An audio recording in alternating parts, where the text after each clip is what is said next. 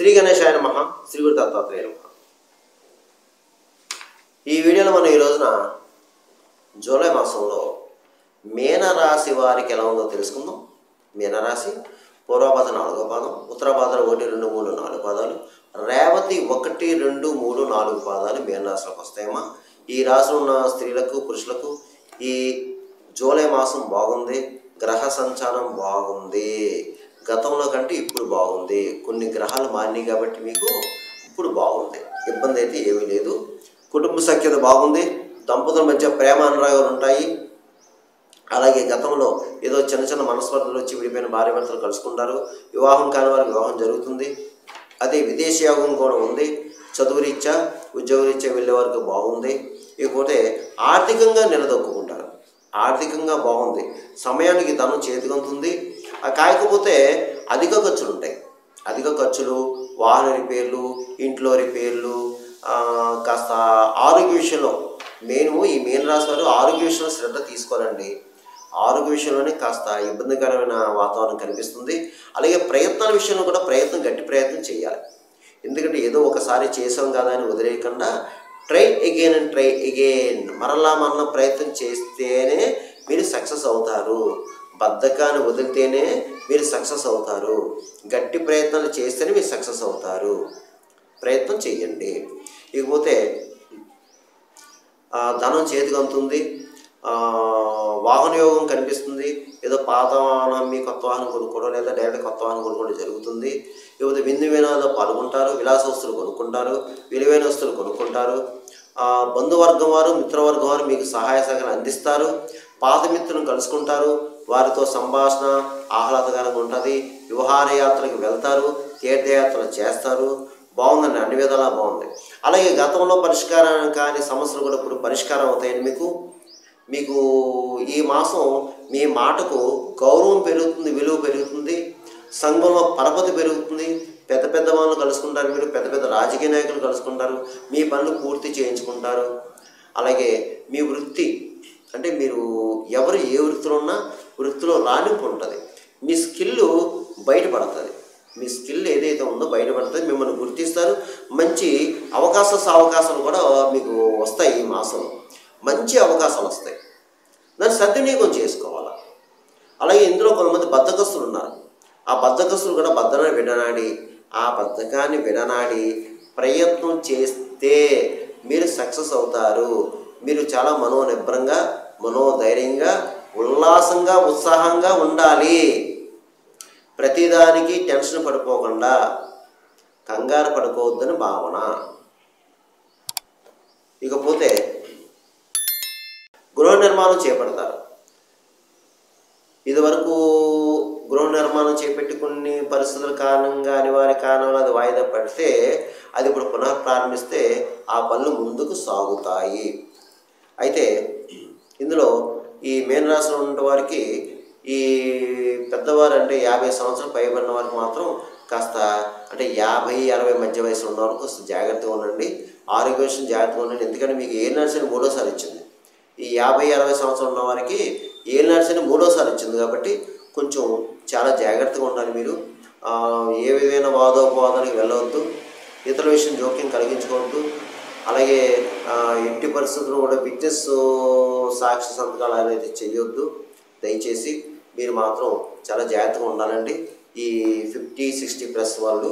ఇకపోతే మిగతా విషయాన్ని మీకు వాళ్ళని కంగారు పడాల్సిన పని అయితే లేదు. ఇకపోతే రియల్ ఎస్టేట్ రంగం వరకు బాగుంది. మంచి బిజినెస్ సాగుతుంది. మీకు షేర్ మార్కెట్ బాగుంది. స్పెక్యులేషన్ లాభిస్తుంది. అలాగే మోటార్ ఫీల్డ్ వరకు బాగుంది. ప్రైవేట్ కాంట్రాక్ట్స్ కూడా బాగుంది. ముఖ్యంగా టీవీ సినిమా రంగం ఉన్న వరకు బాగుందండి. ఈ మాసం మంచి అవకాశాలు వస్తాయి మీకు. నటీ వర్గం వారు, గాయకులు, దర్శక నిర్మాతలు, ఇతర సాంకేతిక నిపుణులు,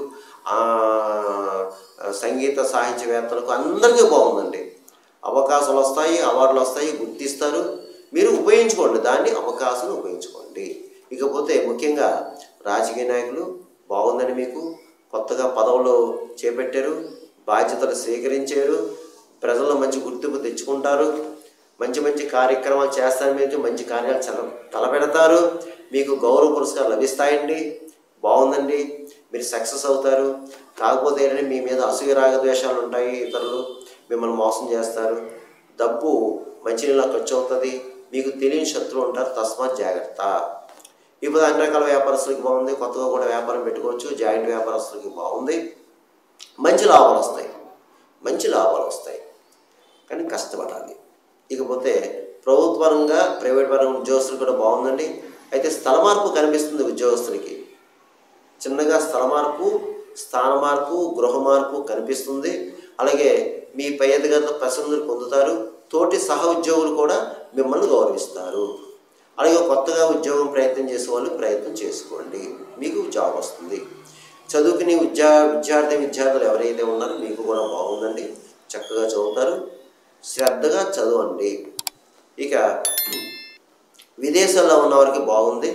ఈ మీనరాశి వారికి విదేశాల్లో ఎవరైతే ఉన్నారో బాగుంది. కానీ ఈ మీనరాశిలో ఉన్న వారికి కొంతమందికి విదేశంలో జాబులు పోయినాయండి, అకస్మాత్తుగా జాబులు పోయినాయి. మీరు మాత్రం ప్రయత్నం చేసుకుంటే మరలా జాబ్ వస్తుందండి, తప్పకుండా జాబ్ వస్తుంది. మీరు నిరాశ నిస్పృహలకు లోను కావద్దు, టెన్షన్ పడవద్దు, కంగారు పడవద్దు, జాబు తప్పనిసరిగా వస్తుంది మీకు.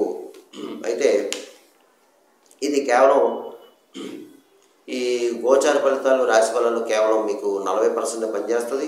మిగతా 60% కూడా మీ యొక్క జన్మజాతకాన్ని బట్టి ఉంటుంది. జన్మజాతకంలో నక్షత్రం, రాశి, అలాగే జన్మ లగ్నం, లగ్నాతో ఉన్న గ్రహాల యొక్క స్థితి, ఇవన్నీ కూడా ఉంటాయండి. ఎందుకంటే నేను చెప్పిన ఫలితాలు కొంతమంది జరుగుతాయి, కొంతమంది జరగకపోవచ్చు. జరగాలని రూల్ లేదు, జరగకూడదు రూల్ లేదు. చాలామంది కాల్ చేస్తున్నారు, గురుగారు మీరు చెప్పిన జరిగినండి బాగుందని కొంతమంది ఏమో జరగలేదని కొంతమంది ఫోన్ చేస్తున్నారు. మీరు గమనించండి. ఒకవేళ మీకు ఏమైనా సలహా సంప్రదింపు కావాలంటే కింద నెంబర్ ఉంది, ఫోన్ చేయండి. మా ఆఫీస్ వాళ్ళకి నెంబర్ అపాయింట్మెంట్ తీసుకోండి, మీకు సలహాలు సూచనలు ఇవ్వడం జరుగుతుంది. ఇక ఈ మీనరాశి వారు జూలై మాసంలో నేను చెప్పిన పరిహారం చేసుకుంటే మీ అందరికీ మేలు జరుగుతుంది, మంచి జరుగుతుంది. అది ఏమిటి అంటే గురు ఆరాధన ఎక్కువ చేసుకోండి. మీరు గురు ఆరాధన, దత్తాత్రేయ ఆరాధన, సాయిబాబా ఆరాధన, రాఘవేంద్ర స్వామి దర్శనం, అలాగే దక్షిణామూర్తి, ఇలా గురువు ఆరాధన ఏదైతే ఉందో ఆరాధన ఎక్కువ చేసుకోండి. గురు స్తోత్రాలు చదువుకోండి. అలాగే గురువారి నియమాలు పాటించండి. సాయిబాబా ఆలయం దర్శించండి. గురువారం సాయిబాబా ఆలయం దర్శించి వీలైతే మీరు హారతికి ఇవ్వండి. హారతికి ఉండండి. అక్కడ హారతి జరుగుతుంది. ఉదయం వేళలో, మధ్యాహ్నం, సాయంత్రం, రాత్రి హారతులు జరుగుతుంటాయి కదా బాబా దేవాలయంలో. హారతికి అటెండ్ అవ్వండి, ఏదో ఒక హారతికి అటెండ్ అవ్వండి.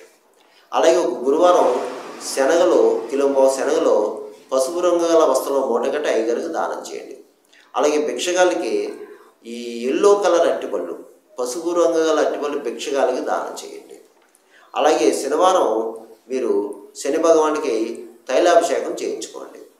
అలాగే వీలైతే మీరు ప్రతిరోజు కూడా దత్తాత్రేయ చరిత్ర కానీ, సాయిబాబా సచ్చరిత్ర కానీ 1-2 అధ్యాయాలు చదవండి. పారాయణం చేసే పని లేదు కానీ చదవండి అంతే, ఉదయం కానీ సాయంత్రం కానీ మీ అవకాశాన్ని బట్టి చదవండి. అలాగే గురువారం రోజున సాయిబాబా దేవాలయంలో శుభ్రం చేయండి. అక్కడ చెత్తా చెదారం ఉంటుంది కదా, శుభ్రం చేయండి. అక్కడ చెత్తా చెదారం పడి ఉంటుంది, శుభ్రం చేయండి. అలాగే మీరు వీలైతే శ్రీకాళహస్తి వెళ్ళి రాహుకేతు పూజ చేయించుకోండి.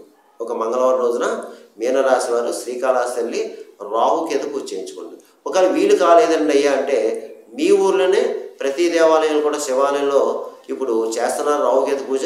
ఎక్కడ చేయిస్తే అక్కడ చేయించుకోండి. ప్రతిరోజు కూడా కాలభైరష్టం చదువుకోండి, హనుమాన్ చాలీసా చదవండి లేకపోతే వినండి. అలాగే హనుమత్ దండక వినండి లేకపోతే చదవండి. అలాగే రాముల వారి మందిరం ఉంటే, అంటే శ్రీరామ మందిరం అంటే రాముల వారి గుడి ఉంటే దర్శించుకోండి. శనివారం రోజున, మంగళవారం రోజున రాముల వారి దేవాలయం దర్శించుకోండి. ఇక ఈ మూగజీవులకు ఆహారం పెట్టండి, గోవుకి గడ్డి పెట్టండి, కాకులకి దీపన్నం పెట్టండి, పిచ్చుకలు చిరుధాన్యం వేయండి, పావురాలకి జొన్నలు వేయండి. అలాగే భిక్షగాలు ఆహారం పెట్టండి. ముఖ్యంగా శనివారం రోజున భిక్షగాలు ఎవరైనా మీకు తారసపెడితే తప్పకుండా వారికి ఆహార పొట్లాలు ఇవ్వండి. కనీసం పెరుగన్న ఇవ్వండమ్మా, పెరుగన్న ఇవ్వండి, ఎంతో కొంత డబ్బులు చేతిలో పెట్టండి. ఇకపోతే మీరు ఏదైనా పుణ్యక్షేత్రం దర్శనం చేసుకోండి. వీలైతే ఏదో ఒక పుణ్యక్షేత్రం మీకు దగ్గరలో, ఏ పుణ్యక్షేత్రమైనా సరే ఎప్పుడైనా సరే చేసుకుంటే మంచిది. అలాగే శివాలయంలో కూడా అభిషేకం చేయించుకుంటే మంచిది. లేదంటే వీలు కాకపోతే శివాలయంలో ప్రదోష వేళ సాయంత్రం ప్రదక్షిణ చేయండి, శివదర్శనం చేసుకోండి. ఇకపోతే మీనరాశిలో ఉన్నవారు ఈ పితృదేవతలు ఉంటే, అంటే జాతకరీత్యా పితృదోషం కానీ పితృశాపం కానీ ఉంటే మీరు ఆ పితృకార్యాలు చేసుకోండి. లేదంటే మీకు ఎన్ని ప్రయత్నాలు చేసినా ఆ ప్రయత్నాలు మీకు ఫలించవు. ఎన్ని పూజలు పునస్కారాలు చేసినా పితృశాపం పితృదోషం అంటే మీకు పనులు జరగవు. అయితే మీరు ఏం చేస్తారంటే అమావాస్య రోజున ఏదైనా మీ దగ్గరలో నది క్షేత్రం వెళ్ళి చేసుకోండి బ్రాహ్మణుని పట్టుకుని. లేదంటే మీ ఊర్లోని శివాలయంలో అమావాస్య రోజున చక్క స్వయంపాకం దానం చేయండి. బియ్యం, ఉప్పు, పప్పు, కాయగూరలు వగేరా వగేరా యథాశక్తి వీలైతే ఒక బ్రాహ్మణ కుటుంబానికి ఇవ్వండి. లేదు ఏదో యథాశక్తి ఇవ్వండి దక్షిణ తాంబూలంతో. అన్నదానం ఎక్కడ జరిగితే అన్నదానం పాల్గొనండి, సరిపోద్ది. ఇలా చేసుకుంటే మీనరాశి వారికి ఈ మాసం అంతా యోగిస్తుంది, మంచి జరుగుతుంది. కంగారు పడాల్సిన పని అయితే లేదు. మీనరాశి వారు సర్వేజన సుగుణ భవంతు, శుభం భవంతు, స్వస్తి.